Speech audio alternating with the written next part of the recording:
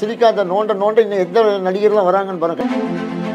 Okay, அது வந்து நம்ம இந்தியாவிலே வந்து கிடையாத ஒரு போதைப் பொருள். அது எப்படி உங்களுக்கு கிடைச்சிருக்கும்? இப்போ வந்து இவர் போதை பழக்கத்துக்கு அடிக்ட் ஆனதுக்கு காரணம் அவரோட படத்தோல்வி தான். படத்தோல்வி ஆமா. வெளிநாடு மூலமாக தான் இங்கே வந்திருக்கு. அப்போ யார் மூலமாக வந்தது? அந்த ப்ரொடியூசருக்கு என்ன சம்பந்தம்? இது பெரிய நெட்வொர்க் போயிட்டு இருக்கு. இப்போ அடுத்து வந்து கழுகு பட நாயகன் கிருஷ்ணா அவர்களை வந்து கை காமிச்சிருக்காரு. அவர் ஒரு பிரபல மியூசிக் டைரக்டரை கை காமிச்சிருக்காரு. நடிகைகள் எவ்வளோ கோடி வாங்குறாலும் போது எல்லாத்தையும் செக்அப் பண்ணு. சினிமா துறையில் இருக்க நடிகர் நடிகைகளுக்கு மருத்துவ பரிசோதனை கண்டிப்பாக செஞ்சால் மாட்டிக்குவாங்க. சீமான் அவர்கள் வந்து சொல்லியிருக்காரு, இப்போ வந்து ஸ்ரீகாந்த் தம்பி வந்து மாட்டியிருக்காரு, அவர் பாவம். இப்போ இதை தோண்ட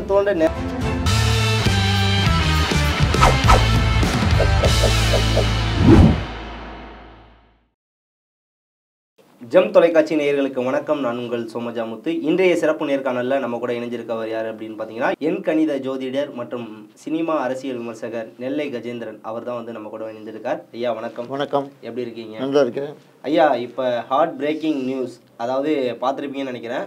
நடிகர் ஸ்ரீகாந்த் போதை பொருள் பயன்படுத்தியதாக கைது செய்யப்பட்டுள்ளார். இதை பற்றி என்ன நினைக்கிறீங்க? இது சினிமா நடிகருக்கு ஒரு கெட்ட பேர். ஏற்கனவே சினிமா நடிகர் உலகமே கெட்ட பேர் வாங்கிட்டு இருக்கு. இது மேலும் ஒரு மைல்கல் ஆகி போச்சு. இது போதை பொருள்னா சாதாரண போதை பொருள் கிடையாது. கொக்கைன் அது வந்து நம்ம இந்தியாவிலே வந்து கிடையாத ஒரு போதை பொருள். அது எப்படி உங்களுக்கு கிடைச்சிருக்கும்? அதாவது இது வந்து இன்னைக்கு நடக்கலை. இப்போ தான் நம்ம தமிழ் சினிமா உலகம் இப்போ வந்திருக்கு. இதுக்கு முன்னால் ஹிந்தி சினிமா உலகத்திலே மாட்டியிருக்காங்க. அதே மாதிரி ஒரு 2017 நினைக்கிறேன், ஒரு சினிமா நடிகையுடைய அக்கா கூட ட்ரக்ஸு யூஸ் பண்ணுறதா வந்துச்சு. இது என்னென்னா எங்கேயோ இருந்தது, இப்போ திருப்பி நம்ம தமிழ்நாட்டுக்கு வந்திருக்குது. இது வந்து வெறும் வெட்கக்கேடான செயல். ரெண்டாவது இப்போ இதில் என்ன, இப்போ இதில் வந்து இதுக்கு காரணம் என்னன்னு கேட்டிங்கன்னா, சினிஃபீல்டில் வந்து கீழ்மட்டம் உள்ளவங்களும் அவங்க தகுதிக்கு ஏற்ப கெட்ட பழக்கத்தை வளர்த்துக்கிறாங்க. மீடியம் கிளாஸ் தப்பிச்சிடுது. சினிமா வட்டாரத்தில் மீடியம் நல்லவங்களாம் இருக்காங்க. சினிமாவில் வந்து குடிக்கிறவங்க இருக்காங்க, ஆனால் நிஜ வாழ்க்கையில் குடிக்காம இருந்த நடிகர்களும் இருக்காங்க. உதாரணத்துக்கு நீங்கள் எடுத்துக்கிட்டிங்கன்னா, எல்லா கெட்ட பழக்கமும் சினிமாவில் பண்ணுவார் எம்என் நம்பியார். கடைசியில் பார்த்தா அவருக்கு எந்த கெட்ட பழக்கமும் கிடையாது அப்படிங்கிற ஒரு இதுவும் இருக்குது. ஆனால் இவரை பொறுத்த வரைக்கும் என்னன்னு கேட்டிங்கன்னா, இந்த இதுக்கு வர்றதுக்கு காரணத்துக்கு முன்னால் வேறு ஏதாவது பழக்கம் இருந்திருக்கணும். ஏன்னு கேட்டிங்கன்னா, அவர் வந்து திருமணத்துக்கு முன்னால் லவ் பண்ணுற பொண்ணை வந்து இவர் விரும்பலை. திருப்பி அந்த பொண்ணு இவரை கம்பல்சன் பண்ணி கோர்ட் வரைக்கும் போய் அதுக்கப்புறம் மேரேஜ் பண்ணி மன வாழ்க்கை அவருக்கு சரியாக அமையலை. எப்போதுமே ஒரு மனுஷனுக்கு வந்து நான் ஜாதகம் பார்க்குறேன், அதாவது முதல்ல ஒரு கோணல் விழுந்துருச்சுன்னு வச்சுங்களேன், அதை முற்றும் கோணல்னு சொல்லுவோம். அது மாதிரி இவருக்கு முதல்ல அதாவது சினிஃபீல்டில் இருக்கார். ஒன்று குடும்ப பிரச்சனை, ரெண்டாவது இவர் எடுத்த படம்லாம் ஃப்ளாப்பு. இவர் நடித்த படம்லாம் பாதி ஃப்ளாப் ஆகிட்டே போயிடுச்சு. அப்போ சில பேர் இந்த நடிகர் இப்போ ட்ரக்ஸில் மாட்டி வெளியே தெரிகிறாரு. சில நடிகர்கள்லாம் நல்ல நடிகர்லாம் நான் இப்போ ரோட்டில் பார்க்குறேன், அடையாளமே தெரியல, மூஞ்சி எதுவுமே அடையாளம் தெரியல. அதாவது இப்போ என்னெல்லாம் பழக்க வழக்கம்லாம் பண்ண முடியுமோ ஃபைனலாக பண்ணி எல்லாம் காலி பண்ணிட்டாங்க.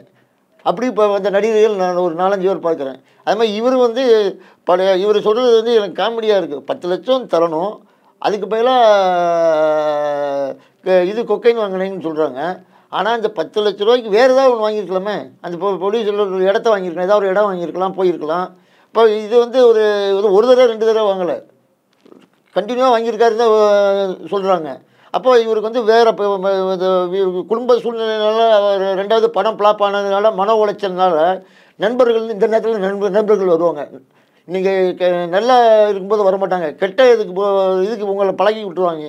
முதல்ல லைட்டாக சாப்பிடுமா ஒரு நாள், அதுக்கப்புறம் கண்டினியூ ஆகி அந்த ட்ரிங்க்ஸே உங்களுக்கு வந்து திகட்டி போயிடுது. அதுக்கு மேலே என்ன போதை, அப்போ விலை ஏற மதுவை குடிக்கும்போது அதுவும் வேலை செய்யாது. இப்போ கொக்கைன் வந்து நம்ம வெளிநாடுகளில் கிடைக்கும், இந்தியாவில் தடை செய்யப்பட்ட ஒரு பொருள். இந்த போதைப் பொருள் இங்கே வந்து 1 கிராம் கொக்கைனோட விலை 12,000 நான் பார்த்தேன், 12,000 ரூபா சொல்கிறாங்க. அதே மாதிரி என்னன்னு கேட்டிங்கன்னா, இது வந்து கீழ்மட்ட லெவலில் உள்ள யாருமே பாதிக்கலை. ஒரு அளவு பெரிய தொழிலதிபர் பையன், தொழிலதிபர், அதுக்கப்புறம் சினிமா நடிகைகள் நடிகர்கள் இன்னும் சிரிக்காத நோண்ட இன்னும் எந்த நடிகர்லாம் வராங்கன்னு பாருங்கள். கண்டிப்பாக இது வந்து ஒரு இதில் போல் இதை பிஸ்னஸ். இவர் என்ன சொல்கிறாரு, நான் யாருக்குமே அது உங்கள்கிட்ட கேட்கறதுக்கு முன்னாடி நீ ஏன் சொல்கிற, நான் எனக்கு மாத்திரம்தான் வாங்கிக்க சாப்பிட்டேன்னு சொல்கிறாரு. அதே தப்பு, வாங்கினதே தப்பு. அங்கே இது சட்டப்பூர்வமாக தடை செய்யப்பட்ட பொருளை இவர் வாங்கினது தப்பு, இவருக்கு கொடுத்தவன் தப்பு. இது முதல்ல இது எங்கே தயார் பண்ணி எங்கேருந்து வந்து இங்கே நம்ம நாட்டில் தயார் பண்ணுறதுக்கு வாய்ப்பு இருக்காது. வெளிநாடு மூலமாக தான் இங்கே வந்திருக்கு. அப்போ யார் மூலமாக வந்தது, அந்த ப்ரொடியூசருக்கு என்ன சம்மந்தம்? இது பெரிய நெட்வொர்க் போயிட்டுருக்கு. இது வந்து இப்போ போல் 2017 வந்துக்கிட்டு இருக்கு. ஆனால் இப்போ வந்து நம்ம தமிழ்நாட்டுக்கு வரும்போது ஒரு நடிகர் இப்படி இருக்காருங்கும்போது எனக்கு என்ன அதிகமாக எவன் சம்பளம் வாங்குறான், எந்த நடிகை சம்பளம் வாங்குறாங்க? நான் மேக்ஸிமம் பார்த்தீங்கன்னா இதோட ஆரம்பம் எங்கன்னா பப்புன்னு சொல்கிறாங்க. அதில் நிறைய டிஃப்ரெண்ட் டைப் இது இருக்குது. அதில் போய் பழகி போய் இருந்துட்டு அதில் ஃப்ரெண்ட்ஷிப் ஆகி முதல்ல ஒரு சாம்பிள் மாதிரி கொடுத்துட்டு அப்புறம் அதே எதுக்கு சினிமாவில் நடித்தா கம்மியாக வருமானம் கிடைக்குது, இதை கொடுத்து இதோட சைடு வருமானம் வச்சுக்கலாமே. அதான் அந்த கொக்கைன் இந்த போதையை வந்து இது பண்ணால் இப்போ ஒரு மனுஷன் வந்து குடிக்கிறானா அவன் போதை தெளிஞ்சு மறுநாள் காலையில் ஏன்டா குடிச்சான் அப்படி தலைவலிக்குது அப்படிங்கிற மாதிரி புலம்புவாங்க. கண்டிப்பாக இது வந்து 15 நாள் வந்து போதையில் இருக்கும், போதை நமக்குள்ள 15 நாள் இருக்கும் அப்படிங்கிற மாதிரி மைல்டாக இப்போ இருக்குதுன்னு சொல்லி சாப்பிட்ற இது நம்ம படத்துல எல்லாம் பார்க்குறோம். அதை ஒரிஜினலான படத்தில் காமிக்கிறாங்க. நடைமுறையில் என்ன இருக்கோ அதுதான் சினிமாவில் வருது. இப்போ அவங்களே சினிமாலேயே தான் காமிச்சிக்கிறாங்க, அவங்களே இந்த பழக்கத்தையும் பழகிக்கிறாங்க. இதில் என்ன தெரியுதுன்னா, நாங்கள் முன்னாலெலாம் ஒரு நடிகரை பின்னால் ஃபாலோ பண்ணி போனோம், இப்போ யாரை ஃபாலோ பண்ணி போகிறதுன்னு தெரியாமல் ஆகிப்போச்சு. இப்போ இதை சினிமாவில் காமிச்சிட்டு இருந்ததை இப்போ நிஜ வாழ்க்கையிலையும் இவங்க கொண்டு வராங்க. நிஜத்தை தானே சினிமா ஆக்குனீங்க, இப்போ சினிமாவை நிஜ வாழ்க்கையாக கொண்டு வராங்க. இதே மாதிரி நிறைய பெண்கள் பப்பில் போய் இந்த மாதிரி மறைமுகமாக கிடைக்குது, சாப்பிட்றாங்க, நல்லா தெரியுது. இது எந்த ஏரியாலாம் கிடைக்குது அப்படின்னு தெரியுது. எவ்வளோ கண்டுபிடிக்கணுமோ கண்டுபிடிக்கிறாங்க. போய் இதுக்கு உண்டான துறையை விட மிஞ்சி இந்த செய்கிற கிரிமினல் தான் ஜாஸ்தியாக தெரியுது. இப்போ ஸ்ரீகாந்தை கைது செய்யும் போது ஸ்ரீகாந்த் வந்து நான் எதுவும் பண்ணலை அப்படிங்கிற மாதிரி வந்து சொல்லியிருந்தாரு. உடனே காவல்துறை சைட்லேருந்து இல்லை இவரை வந்து மருத்துவமனைக்கு கூப்பிட்டு போயிட்டு பரிசோதனை பண்ணுங்க அப்படிங்கும்போது நான் பயன்படுத்தினேன் தான் அப்படிங்கிறதுக்கு அதுக்கப்புறம் எனக்காண்டி வாங்கினீங்கன்னு வேற சொல்கிறாரு. என்னுடைய சொந்த இதுக்காண்டி தான் வாங்கினேன், நான் யாருக்கும் விற்பனை செய்யலை அப்படின்னு சொல்கிறாரு. அப்போ ரொம்ப நாளாக வாங்கிட்டு இருந்தீங்களா? ரொம்ப நாளாக வாங்கிட்டு இருந்திருக்காரு. இது வெளியே தெரியல, அதாவது வெளியே தெரியாமையே போயிட்டுருக்கு. இப்போ ஒன்றும் இல்லை. இப்போது நமக்கு எதிரியும் நண்பனும் ஒரே ஆள் தான்.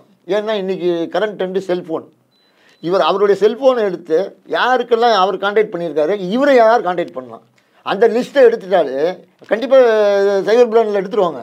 இப்போ அவரோட இதில் ஹிஸ்ட்ரியில் போகும்போதே இப்போ ஒரு 4 லட்சம் ரூபாய்க்கு மேலே வரைக்கும் அவர் வந்து போதைக்காக செலவு பண்ணியிருக்காரு அப்படிங்கிற மாதிரி வந்து சொல்கிறாங்க. இல்லை, அதோட விலையை தான் சொன்னாங்க. 1 கிராமே 12,000 சொல்கிறாங்களே. அப்போது எவ்வளோ வாங்கியிருப்பார்? ரெண்டாவது 1 கிராம் எடுத்து எத்தனை நாள் யூஸ் பண்ணலாம்? இப்போ சாதாரணமாக ஒரு தடவை யூஸ் பண்ணால் அது 15 நாள் ட்ரக்ஸ் அந்த மைண்ட் இருக்குங்கிறாங்க. அப்போது மூளை செலவு பண்ண மாதிரி ஆகிடும். இப்போ இந்த அளவுக்கு இவர் செய்கிறாரு.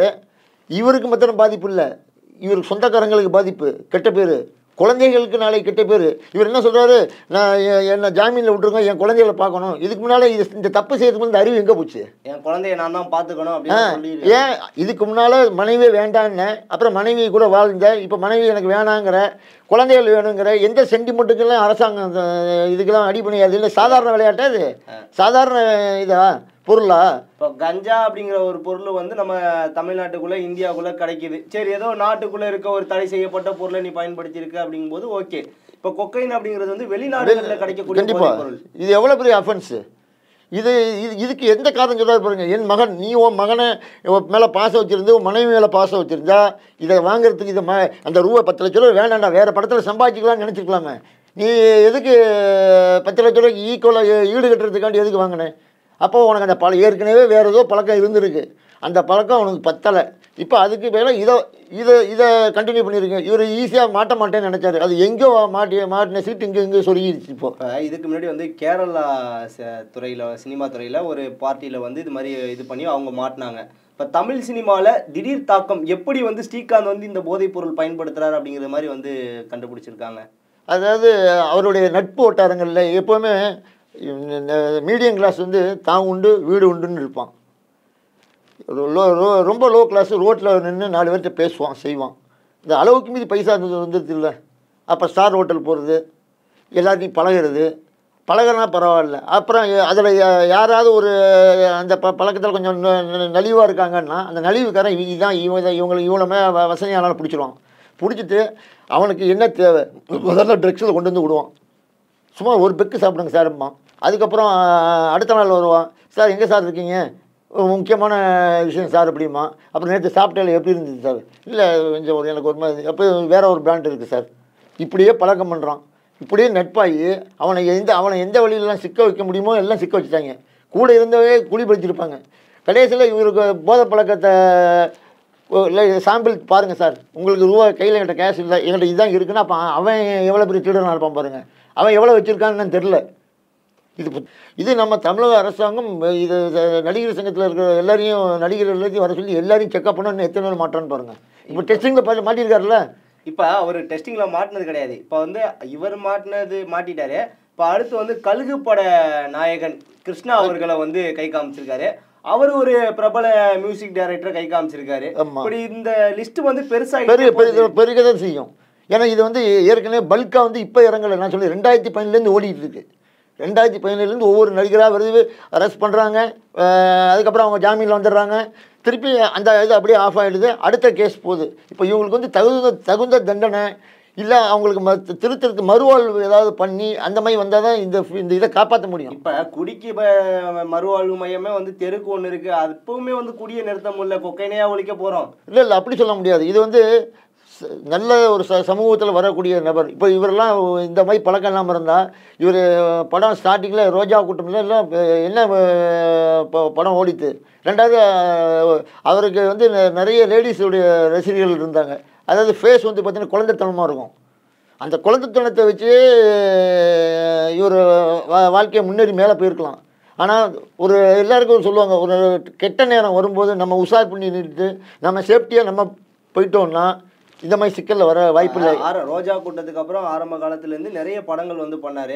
இவர் இந்த மாதிரி போதை அடிஷன் இவருடைய பழக்க வழக்கம் ஆட்கள் இருக்காங்களே, சினி ஃபீல்டு போனார் பார்த்தீங்களா, ஹை பீக்கில் போகும்போது அப்போ யார் கூடலாம் சேரக்கூடாதோ, யார் கூடலாம் பழகக்கூடாதோ இவரை அப்படியே மிஸ்பிரேஷன் பண்ணிட்டாங்க. இப்போ வந்து இவர் போதை பழக்கத்துக்கு அடிக்ட் ஆனதுக்கு காரணம் அவரோட படத்தோல்வி தான். படத்தோல்வி. ஆமாம், இப்போது உங்கள் கையில் ஒரு 10,000 ரூபா இருந்துச்சுன்னா உங்களுடைய ஒரு இடத்துக்கு போகிறீங்கன்னா உங்கள் கெத்து வேறு மாதிரி இருக்கும். இப்போ எனக்கு தெரிஞ்சு இப்போ எனக்கு ஒரு விஷயம் கிடைக்கல அப்படின்னா நான் இதில் டவுன் ஆகிறேன் அப்படின்னா அதுக்கான முயற்சிகளை வந்து நான் அந்த ஒரு விஷயத்தில் தான் என்னோட வேலையில் தான் போடுவேன், அதுதான் போதையில் போட மாட்டேன். கண்டிப்பாக அதுதான் இப்போது அதுதான் சொன்னது. மனுஷன் ஒரு டயத்தை கொடுக்குறான்னா அந்த டயத்தை ஃபாலோ பண்ணி போகணும். சரி நமக்கு சரியில்லை அப்படின்னு வரும்போது நமக்கு பெரியவங்க நமக்கு ரொம்ப தெரிஞ்சவங்கள்ட்ட போயிட்டு எனக்கு இந்த மாதிரி சூழ்நிலை இந்த மாதிரி இருக்குது, இதுக்கு ஏதாவது ஒரு சொல்யூஷன் சொல்லுங்கன்னு சொல்லி பெரியவங்கள்ட்ட போய் அட்வைஸ் கேட்டுருந்தா இந்த நிலைமை வந்திருக்காது. ஐயா, தொடர்ச்சியாக சினிமா துறையை சார்ந்தவர்கள், அதாவது இப்போ பார்த்தீங்கன்னா நடிகர் ஷாருக்கானோட பையன் வந்து இது மாதிரி வந்து ட்ரக்ஸ் எடுத்துக்கிட்டாரு. அதுக்கப்புறம் வந்து ஜாக்கி சான் அவங்க பையன் வந்து ட்ரக்ஸ் எடுத்துக்கிட்டாரு. அதுக்கப்புறம் மன்சூர் அலிகான் பையனோட இப்படி நிறைய தொடருது. இது தொடர்ச்சியாக வந்து இந்த சினிமா சம்மந்தப்பட்ட துறையில் இருக்கவங்க வந்து இந்த ட்ரக்ஸுக்குள்ளே அடிக்ட் ஆகிறதுக்கு காரணம் என்னன்னு நினைக்கிறீங்க? அதாவது அளவுக்கு மீறிய பைசா என்னைக்கு வந்தாலுமே கண்ணை ஒரு மனுஷனை மறைச்சிரும். ரெண்டாவது இவங்க சினிமா வட்டாரத்தில் வந்து அதாவது இன்றைக்கி காசு கிடைக்குது கூத்தாடின்னு சொல்கிறது, அதுக்கு தான் சொல்கிறது. அன்றைக்கி அவங்க ஆடம்பர செலவுகள், அதாவது நம்ம ஒரு படத்தில் நடிச்சிட்டோம், 2ஆவது படம் நடிச்சிட்டோம், 3ஆவது படம் நடிச்சிட்டோம்னு அந்த இது வரும்போது 4 பேர் பார்த்து பேச பழக அப்படியே வரிசை, அதாவது இப்படி சொன்னோன்னா மகிழ்ச்சிக்கு எல்லாம் உச்சத்துக்கு போயிடுறாங்க. போகும்போது என்ன ஆகுதுன்னா நிதானம் இருக்காது, நிதானம் வராது. யாராவது அதை பெரிய பெரிய இடத்துக்கு ஹோட்டலில் போய் சாப்பிட்ணுன்னு தோணும், 5 ஸ்டார் ஹோட்டலுக்கு தான் போகணும். சாதாரண ஹோட்டலுக்கு சாப்பிட்டுட்டு இருந்தவங்க சரவணபவன் ஹோட்டலில் சாப்பிட்டுட்டு இருக்கான் அப்படின்னு வச்சுங்க. இப்போ வந்து 5 ஸ்டார் லெவலு தன்னுக்கு மேலே தன்னை வந்து ஹைலியாக காமிச்சிக்கணும் அப்படின்னு வரும்போது அந்த வருமானத்துக்கு இருக்கிற மாதிரி செலவையும் அவங்க ஏற்றிக்கிறாங்க. அப்போ ஒரு லிமிட்டுக்கு போகும்போது புகழ் உச்சிக்கு போகும்போது எல்லா பழக்கமும் ஆட்டோமேட்டிக்காக வந்து அதுக்குள்ளே ஆள் சேர்ந்துருவாங்க கரெக்டாக. சில பேர் என்ன பண்ணுறான், இங்கே தான் ஸ்ரீகாந்த் இவர் மாட்டியிருக்காரு, எத்தனை பேர் வெளிநாட்டில் போய் இந்த சுகத்தை அனுப்பிச்சி வந்திருக்கான்னு தெரியலையே. இப்போ நடிகரெல்லாம் செக்கப் பண்ணால் தெரிஞ்சுவோம். இப்போ இங்கே தப்பு பண்ணியிருக்காங்க, ரைட்டு, சரி ரிலாக்ஸாக போவோம், உல்லாசமாக ஒரு 3 மாதம் போயிட்டு வருவோம்னு இங்கேருந்து எத்தனை பேர் கிளம்பியிருப்பான், எத்தனை நடிகர் வெளிநாடு போயிருப்பான். நல்லவனும் இருக்கான், நான் இல்லைன்னு மறுக்கலை. சில அதாவது இப்போ என்னென்னா இது ஒரு ஆளை போய் பரவ தொட்டு வரிசையாக போயிட்டே இருக்குது. இப்போது இதில் சினிமாவில் இருக்காங்க. படம் நடித்தாலும் பரவாயில்ல, கையில் துட்டு வந்து பிஸ்னஸ் ஆரம்பிக்கிறாங்க.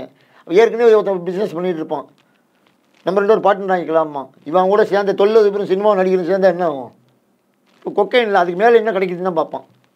அதாவது அந்த தன்னை மறக்கிறதுக்கு என்ன பண்ணேன், புகழ் உச்சிக்கு போயாச்சு, பகலாக சினிமாவில் நடிச்சுட்டான், பேர் வந்தாச்சு, என்ன எல்லாம் சாப்பிட்டாச்சு, சாப்பிட்ற பொருள் எல்லாம் சாப்பிட்டாச்சு, இனிமேல் அவனுக்கு வேண்டியது நித்திரை. இப்போ நித்திரைன்னு சொல்கிறது, நித்திரையில் இருக்கணும்னு தோணுறது. அப்போ அவன் அதிலேயே போய் அடிக்ட் ஆகிடலாம், திருப்பி மீள முடியல. அதுக்கப்புறம் என்ன ஆகும், சினிமா ஷூட்டிங் போகிறது. நிறைய பேர் இப்போ சினிமா ஆக்டர்ஸ்லாம் நீங்கள் பார்த்தீங்கன்னா ஷூட்டிங் போகிறது காலையில் நைட்டு சொல்லியிருப்பாங்க, காலையிலேருந்து நாளையிலேருந்து 3 நாள் ஷூட்டிங், இவன் காலையிலே சரக்கு போட்டுருவாங்க. வசதி ஜாஸ்தி. அங்கே போய் நம்ம தானே ஹீரோ, நம்ம தானே வில்லனு, நம்மளை விட்டால் யார்? ஐயா நீங்கள் சொல்கிறது எல்லாமே கரெக்டு தான். வந்து பார்த்தீங்கன்னா இப்போ மலையாள ரேப் சிங்கர், அதாவது இப்போ ட்ரெண்டிங்கில் அந்த தம்பி தான் வந்துட்டு இருக்காங்க. கேட்குறேன் ஐயா. இப்போ வந்து பார்த்தீங்கன்னா நீங்கள் சொல்கிறதெல்லாம் கரெக்டு தான். இப்போ வந்து ரீசெண்ட் டைமில் மலையாள ரேப் சிங்கர் ஒருத்தர் வந்து நல்ல ட்ரெண்ட் ஆகிட்டு வந்தார். அவர் கூட இந்த போதை பழக்கத்தில் அடிமையானது மாதிரி வந்து நியூஸ்லாம் வந்துருந்துச்சு. இதை பற்றி என்ன நினைக்கிறீங்க? இல்லை, அதாவது உங்களுக்கு சொல்லணும், ஒரு எப்போவுமே ஒரு லிமிட்டோடு நம்ம நிற்கணும். வசதி வாய்ப்பு எது வந்தாலும் ஆண்டோன்னு கொடுத்தது நம்ம கேர்ஃபுல்லாக நல்ல விஷயம் செலவு பண்ணலாமே. ஒருவேளை இந்த போதையெல்லாம் போட்டால் தான் வந்து ஏதாவது தோணும் இல்லை, அவங்களுக்கு வந்து அப்போ தான் ஆக்டிவாக இருக்க முடியும். ஆக்டிவாக இருப்பாங்க, ஆக்டிவாக இருக்கிற மாதிரி வரும், பல சிந்தனைகள்லாம் அவங்களுக்கு தோன்றும். இப்போ ஆக்டிவாக இருக்கவங்க எல்லாருமே இப்போ நம்ம ஒருத்தருக்கு ஒரு என்டர்டெயின்மெண்ட்டு. இப்போ எனக்குன்னு எடுத்துட்டிங்கன்னா மக்கள் எங்கெல்லாம் நிறைய பரவி இருக்காங்களோ அங்கே போய் உட்காந்து யார் யார் என்ன பேசுகிறாங்க, என்ன பண்ணுறாங்க, ஒருத்தருக்கு என்னென்ன கஷ்டம் இருக்குது அப்படின்னு சொல்லி நான் தெரிஞ்சுக்கிறதுக்கு என்னுடைய கேரக்டர் இருக்கும். ஒரு சிலர் வந்து கார்லேயே வெளியூர் போகணுன்னு நினைப்பாங்க. இப்போ உத்தேசமாக எடுத்துக்கலாம், நடிகர் அஜித்குமார் எடுத்துங்க. அவருடைய பொழுதுபோக்கு கார் ஓட்டுறதும் பைக் ஓட்டுறது. ஒரு மனுஷனுக்கு ஒரு நிலைமைக்கு போகும்போது தடுமாறும். அந்த தடுமாற நேரத்தில் ஸ்டெப்பில் கால் கரெக்டாக வச்சு ஏறிட்டோம்னா பிரச்சனை இல்லை. ஸ்லிப் ஆகிட்டிங்கன்னா திருப்பி எந்திரிக்க முடியாது. அப்படி நிறைய நீங்கள் நடிகர்கள் எல்லாம் எடுத்துகிட்டு பார்த்தீங்கன்னா கீழே விழுந்து யாருமே இன்னும் எந்திக்கல. அதோட அவங்க கதையை சாப்டர் க்ளோஸ். அதில் எவ்வளோ வசதி வருதோ அது போய் ஒரு ஏழை குழந்தைகள் இருக்கிற இடத்துக்கு போய் செலவு பண்ணு, இல்லை நல்லா கோயிலுக்கு போயிட்டு வா, இல்லை ஒய்ஃபு குழந்தையோட ஜாலியாக எங்கேயா போகணும். அதாவது அந்த மைண்ட், அந்த ஓவராக பைசா வரும்போது என்னன்னா ஆளுக்கு ஒரு காரு, ஆளுக்கு ஒரு உல்லாசமாக வெளியே போகிறது, ஹஸ்பண்ட் தனியாக போவார், ஒய்ஃப் தனியாக போவாங்க. இந்த நடிகர்னு வந்தாலே ரெண்டாவது மக்கள் கூட்டம் வந்து அந்த பேரு புகழ்லாம் வரும்போது உச்சத்துக்கு இருக்கும்போது வந்து மக்கள் கூட்டம் சேருவாங்க. இப்போ ஸ்ரீகாந்த் சார் வந்து ஜெயிலில் அடைச்சிட்டாங்க, புழல் சிறையில். இப்போ அவருக்கு நஷ்டம் இல்லையா? அவங்க ஃபேமிலி பாதிக்குது, சொந்தக்காரங்க பாதிக்கிறாங்களே. அதுக்கு போகிறான் பார்த்தியா ஸ்ரீகாந்தோடைய சொந்தக்காரன் அப்படின்னு பேசுவாங்க. அப்போ நாளைக்கு இது எல்லாரையும் இல்லை கட்டம் கட்டிட்டான். நீ ஒரு ஆள் செய்கிற தப்பு அப்படியே டோட்டல் சினிமாக்காரங்களே சந்தேகப்படுற மாதிரி ஒன்று வந்துருச்சு. இன்னும் யாரெல்லாம் இவன் சொல்ல போகிறான்னு தெரியலையே அப்படின்னு அது ஒரு கேள்வி இருக்குது. இப்போ இன்னும் விசாரணை இப்போ தான் ஸ்டார்ட் பண்ணுறாங்க. இன்னும் மேலும் ஒருத்தரும் போகும்போது ஒவ்வொரு ஹீரோ இவர் சம்மந்தப்பட்டது இந்த மாதிரி பழக்கம் இல்லாமல் எல்லா பழக்கமும் வச்சுருப்பான். பெண்களுடைய தொடர்பு கண்டிப்பாக அடுத்தால வரும் பாருங்கள். ஏதாவது ஒரு அடுத்தால இந்த இடத்துல இந்த தப்பு வந்திருக்கு. இப்போ தான் நம்ம போலீஸ் வந்து அவளை ஈஸியாக விட மாட்டாங்க. ஒரு சின்ன துருப்பு கிடச்சா போகிறோம், சுத்தமாக விடுவாங்க. ஏன்னா நம்ம வந்து இந்தியாவிலே இந்தியாவில் வேர்ல்டு லெவல்லே நம்ம 2வது இடத்துல இருக்கோம். நம்ம காவல்துறை 2வது இடத்துல இருக்குது. எப்படின்னா இதை விட மாட்டாங்க. இது அதாவது இதோடைய எண்டு எங்கே போகுதுன்னு பார்த்துக்கும்போது இப்போ சரௌண்டிங்கில் கண்டுபிடிக்கிறாங்க. சினிமா வட்டாரத்தில் தான் இப்போ வருது. தொழிலதிபர் முன்னால் இருந்தது, இப்போ தொழிலதிபர் யாரும் இங்கே பண்ணுறதில்ல, எல்லாம் வெளிநாடு ஓடி போயிடுறாங்க. இப்போ பண்ணுறதுக்குள்ளே சினி ஃபீல்டு உள்ளவங்க. அப்போது சினி ஃபீல்டில் யாரெல்லாம் இருக்காங்க, ஃபினான்சியர்லேருந்து இப்போ இனிமேல் கை வைப்பாங்க. ஒவ்வொரு இடமா கை வச்சா தெரிஞ்சிடும். கண்டிப்பாக இதில் மாட்ட போகிறது நிறைய பேர் மாட்டுவாங்க. அதில் வந்து இந்த திருப்பு காவல்துறை வந்து அவ்வளோ ஈஸியாக விடாது. இது ரொம்ப நாள் தேடிட்டு இருந்த பசி, ரொம்ப நாளாக தேடிட்டு இருந்தது. அதுவும் நீங்கள் பாம்பே, டெல்லி, ஹைதராபாத் அங்கே பிடிச்சா அதோடைய ஸ்டைல் வேறு. நம்ம தமிழ்நாடு போலீஸ் வந்து ஒன்றில் கை வச்சுட்டாங்கன்னா எண்டை இப்போ முடிக்காமல் ஸ்டார்டிங் கை வச்சுட்டாங்க, எண்டு யாராக இருந்தாலும் விட மாட்டாங்க. அது வந்து காவல்துறையில் அதிக நம்பிக்கை எனக்கு இருக்குது. ஏன்னா நிறைய கேஸை பார்த்துக்கலாம். இதுக்காண்டி அவங்க வெறியாக இருந்தாங்க. ரெண்டாவது இப்போ இருக்கிற அரசாங்கத்தை விமர்சித்தே இருக்காங்க எல்லாருமே. போதையில் இளைஞர்கள் கட்டுறாங்கும் போது இப்போ இந்த கேஸுக்கு தனி முக்கியத்துவம் கொடுப்பாங்க. இதுக்கு தனியாக முக்கியத்துவம் கொடுத்து இதில் சம்மந்தப்பட்ட யாரோ கண்டிப்பாக தண்டனை அளிக்கப்படும். அதில் வந்து இதுலேருந்து தப்பிக்க முடியாது. மாற்றுறது வந்து முக்கிய புள்ளியாக மாட்டட்டுங்கிறேன், மாட்டணும். இப்போ யாராவது முன்ஜாமீன் எவனாவது கேட்டால் அப்போதே தெரிஞ்சு போயிடும். ஐயா இப்போ வந்து பார்த்தீங்கன்னா இவர் நம்ம நாம் தமிழர் கட்சி ஒருங்கிணைப்பாளர் சீமான் அவர்கள் வந்து சொல்லியிருக்காரு. இப்போ வந்து ஸ்ரீகாந்த் அந்த தம்பி வந்து மாட்டியிருக்காரு. அவர் பாவம் இப்போ இதை தோண்ட தோண்ட நிறைய முன்னணி நடிகர்கள்லாம் மாட்டுவாங்க, பிரபல நடிகர்கள் மாட்டுவாங்க அப்படிங்கிற மாதிரிலாம் சொல்லியிருக்காரு. இதை பற்றி என்ன நினைக்கிறீங்க? கண்டிப்பாக அவர் ஒரு இயக்குனர், அவரே சொல்லியிருக்காருன்னு பாருங்கள். இது திரைப்படத்துடைய துறையுடைய நிலைமை எந்த நிலைமையில் இருக்குன்ட்டு நிறைய பேர் மாட்டுறது உறுதி. டைரக்டர் கூட மாட்டலாம், ஃபினான்சியர் கூட மாட்டலாம். ஏன்னா இவருக்கு எல்லாருமே கான்டாக்டில் ஸ்ரீகாந்த் எல்லாமே அவரோட லிங்கில் இருந்திருக்கிறாரு. அவரை விட அவருக்கு கொக்கைன் கொடுத்தாரு பாருங்க, அவர் பெரிய நெட்வொர்க்கில் இருக்காரு. இது கை வச்சிங்கன்னா ஒவ்வொருட ஒத்தொத்தராக தொட ஃபஸ்ட்டு நடிகைகள் கண்டிப்பாக 2 பேருமே மாட்டுவாங்க. அதுமாரி தொழிலதிபரும் மாட்டக்கூடிய வாய்ப்புகள்லாம் கண்டிப்பாக இருக்குது. எனக்கு என்னென்னா இது வந்து பாம்பே வேறு அந்த சைடில் நடந்தது. இப்போ வந்து நம்ம தமிழ்நாடு திரைப்படத்தில் இவர் பண்ணினது வந்து நமக்கே ஒரு எப்படி சொல்கிறது, ஒரு அசிங்கமான செயல். அசிங்கம் பண்ணிட்டார். தமிழ் சினிமா ஏதோ கொஞ்சம் நேம் இருந்தது, அதில் இப்போ என்னடான்னா இப்போ எல்லாமே தவறான பழக்க வழக்கங்களோட விளைவு தான். அதாவது ஒருத்தர் கூட ஒருத்தர் இப்போ சாதாரணமாக போய் பழகுறாங்க, அந்த பழக்கம் வேறு மாதிரி போய் வேறு மாதிரி தப்புலாம் பண்ண மாதிரி வந்து கடைசியில் நம்மள்கிட்டருந்து சம்பாதித்த பைசாவை நல்லபடியாக யூஸ் பண்ணியிருந்தால் நமக்கு பரவாயில்ல. நம்ம எவ்வளோ கஷ்டப்பட்டு 100 ரூபா 200 ரூபா கொடுத்து டிக்கெட் வாங்கி படம் பார்க்குறோம். அந்த பைசாவை தான் அதை வச்சு தான் அவங்க பிழைக்கிறாங்க. இப்போ சினிமா துறை அப்படின்னாவே வந்து இதற்கு முன்னாடி அட்ஜஸ்ட்மெண்ட் அப்படிங்கிற ஒரு விஷயம் வந்து ஓடிட்டு இருந்தது. ஆமாங்க. இப்போ அதை தாண்டி போதைப் பொருள் பழக்கம் அப்படிங்கிறது அப்போ அட்ஜஸ்ட்மெண்ட்டுமா, அது அன்றைக்கி ட்ரெண்டு, இன்றைக்கி லேட்டஸ்ட் ட்ரெண்டு போதை ட்ரெண்டு. இன்றைக்கி இப்போ ஒரு படம் நடிக்கிறீங்க சார், அட்வான்ஸுக்கு வேணாம் சார், அட்வான்ஸுக்கு போல எனக்கு கொக்கைன் கொடுத்துருங்க, மீதி பேலன்ஸ் நீங்கள் செக்காக கொடுத்துருங்க. இன்னும் இந்த வருங்காலத்தில் அப்படி தான் வரப்போகுது. இப்போ தான் இவர் தொடங்கி முடிச்சிருக்காரு. இதோடு முடிச்சுட்டா பரவாயில்ல. இதோட இந்த நடிகர் கேவலப்பட்டார், நாளைக்கு நம்ம வெளியே இந்த மாதிரி பண்ணா கேவலமாகிடுமே, இனிமேல் இப்போ ஃபீல்டுலேயே இருக்க இப்போ லைஃபே போச்சு. அது மாதிரி நினச்சிட்டா தொடமாட்டான். அந்த நினப்பு வரல, காசு கோடிக்கணக்கில் இருக்கடா, அந்த கோடி ஒரு நாளைக்கு சைவர் ஆகிடும். இப்போ ட்ரக்ஸ் அடிஷனில் இருக்கவங்களும் அவ்வளோ சீக்கிரம் வந்து அவங்களுக்கு எண்டே வந்து சாவு அப்படிங்கிற மாதிரி சொல்கிறாங்க. கேட்டாவது மிச்ச பழக்கத்தை டிபார்ட்மெண்ட் இது ட்ரக்ஸு இந்த போதை பழக்கம் இந்த இது வந்து மனுஷனுடைய மைண்டை மாற்றிடும், எது வேணால் செய்ய தோணும். இப்போ நிறைய இடத்துல பாலியல் பலாத்காரம்லாம் வருது. ஏன் இப்போ நடிகர்லாம் வெளியே சொல்லலை, நிறைய நடிகைகளுக்கும் தொடர்பு இருக்குது. இப்போ இதிலே தெரிஞ்சிடும். இப்போ அந்த மாதிரி சாப்பிட போய் அவங்க தகாத உறவுக்கு போவாங்க. அப்போ என்ன, நம்ம உறவு தகாத உறவு பண்ணுறதே அவங்களுக்கே தெரியாது. அப்போது அந்த இப்போ உத்தேசமாக ஒரு நடிகர் ஒரு ட்ரக்ஸ் சாப்பிட்றாரு, ஒரு நடிகைக்கும் அவருக்கும் தொடர்பு இருக்குன்னா ஏற்கனவே அந்த நடிகர் கல்யாணம் இருந்தால் என்ன நிலைமை, ஃபேமிலியே போச்சு. இப்போ இவர் இன்றைக்கி செஞ்சுட்டு உள்ளே போயிட்டார். இப்போ நாளைக்கு இந்த பிள்ளைகளை நாளைக்கு கேவலமாக பேசுவாங்களே, அதை கொஞ்சம் சிந்திக்க மாட்டாங்களா? கஷ்டப்பட்டு நான் எங்கள் பைசாவை நாங்கள் கொடுத்த பைசாவை வாங்கி நீ இப்போ கோடீஸ்வரனாக இருக்க, நல்லபடியாக இரு. ஓகே. இப்போ சினிமா துறையில் வந்து பார்த்திங்கன்னா இந்த சினிமாக்களில் வந்து நம்ம இந்த போதைப் பொருள் மாஃபியா அப்படிங்கிற மாதிரிலாம் நிறைய காமிக்கிறாங்க. அந்த போதைப் பொருள் கடத்துறது, போதைக்கு அடிக்ட் ஆகுறது, இதெல்லாம் வந்து நிறைய நீங்கள் மணிரத்னம் இதை ஊக்குவிச்சதே மணிரத்னம் தானே. இதே சினிமா துறை டைரக்டர் மணிரத்னம் தான் இந்த மாதிரி பழக்கம் வச்சதே தான். நாயகன் எப்படி எத்தனையோ குப்பை படம், நிறைய குப்பை படம், ஆனால் அவருக்கு ஹிட் ஆகி கொடுத்துருக்குது. அவ்வளோ நம்ம தேச துரோகத்துக்கு என்னெல்லாம் செய்கிறோமோ அதுதான் பண்ணிட்டு அவர் படத்தில் நீங்கள் பார்த்துருப்பீங்க. நிறைய வைரலாகிறது அதுதான்.